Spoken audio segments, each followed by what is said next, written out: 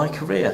So kind of after I studied genetics as undergraduate, and after that I became an English teacher, an English language teacher, and I taught in Mexico, Ecuador, Japan, Vietnam. I was in the US for some time as well. I became really fascinated with customs and language and the evolution of language and the evolution of ideas as opposed to kind of the evolution of genetics.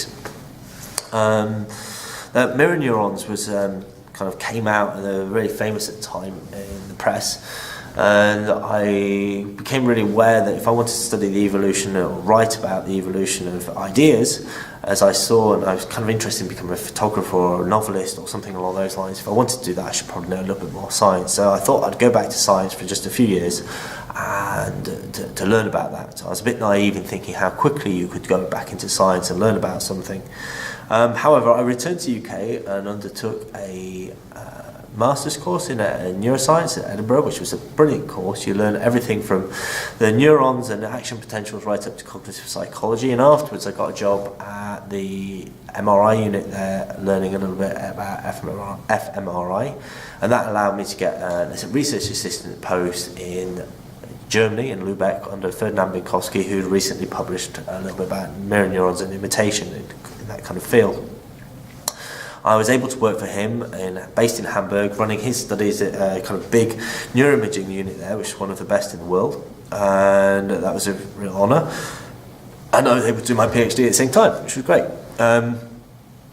I think accidentally, rather than by design, that I picked a really good place for me to study. I am quite creative and chaotic by nature, and Germany is stereotypical, but it is kind of ordered, efficient and practical, and it kind of made me kind of strengthen all my weaknesses in my kind of research profile. I really had to get down to understanding the nuts and bolts of science. They not only teach you how to program, they teach you how to kind of wire and crimp the wires so you could wire computers together and solder things. I really got excellent kind of training there. Not only that, socially, I had to work within a very social, hierarchical, structured, political environment, as I had to manage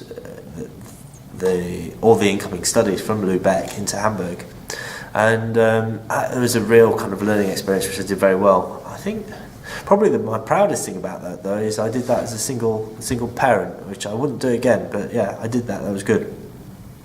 After completing my PhD, After completing my PhD, I kind of wanted to follow up on the evolution of ideas and continue with my research. I took a job at the University of Surrey, lecturer in psychology there.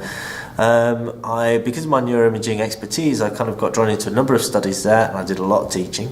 And I have to be honest, I think that kind of bogged me down for a good 2 or 3 years, and it took me a while before I was able to kind of refocus and remember what it is that I wanted to do and kind of look again at evolution of ideas. I managed to push out a kind of theoretical paper about how we could use smartphones to look at how ideas go through society by doing psychological experiments in the real world, by delivering them through a smartphone. I also managed to get some kind of multidisciplinary kind of small grants to kind of support that. Developed an app that would allow us to do it to some degree. Made a startup with that same app, startup company. We won some competitions and came runner-up in some other competitions. Also, in my last year, I kind of developed a new USP for the university in bringing kind of IP from students' ideas and harnessing students' ideas within the university. It gained a lot of traction and support from the staff within the university, but it wasn't eventually funded. Actually, when I was looking to move to Nottingham, I repackaged that idea, and there is an internet site which kind of explains the basis of that. I'll put a link for that underneath the video. I was kind of unsure as where I wanted to go. I wanted to move for Nottingham for personal reasons, and I took a job sorting out running the neuro side of a research trial, a clinical research trial. for the Nottingham Hearing Biomedical Research Unit. The trial actually kind of fell apart after six months due to other reasons. It wasn't working, but I was retained by the unit to do some work for them, and they gave me some data that they previously got from EEG, which had null effects, and they wanted me to relook at it and see if there was a way of publishing that, which is very difficult if you've got null effects. I think I was particularly proud because I did manage to publish that for them. Not only that, I managed to show that a lot of the work previously in the field looking at that was confirmation bias, and this is in a field of tinnitus where there's a lot of kind of industry money involved in. There's lots of people who are willing to pay a lot of money to have their tinnitus sorted, and so you have to be quite careful about how you publish there. And I think I've saved a lot of research dollars by demonstrating that a particular method isn't useful. So I'm done with science now. In the last year I've had a good opportunity to kind of explore, go back to my creative side, revisit the idea of writing my novel. I've been doing painting, writing, and using my skills in programming and design new kind of products, for instance, how to write a novel and how to deliver content in different ways digitally.